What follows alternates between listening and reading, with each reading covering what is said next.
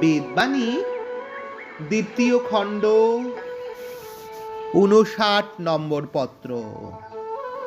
লোকের স্ব ভাগ্যানুসারে প্রকৃতির গুণবিকারে পড়িয়া দেহ গেহ সমাজ বিদ্যা বুদ্ধির সংমিলনে পৌরুষত্ব লাভ করিয়া থাকে।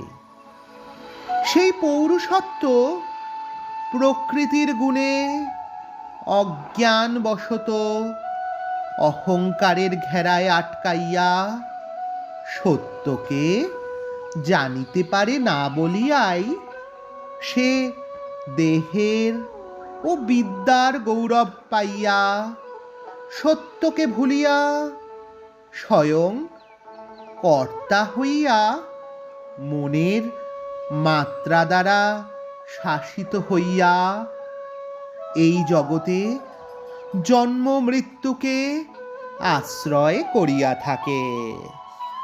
মহাত্মাগণ মৃত্যু কাল হইতে ত্রাণের জন্য প্রকৃতির গুণের বেগ ধৈর্য ধরিয়া সত্যের সেবায় আপন গুণাদি সকল দিয়া সত্যের অধীন হইয়া থাকিতে অভ্যাস করে।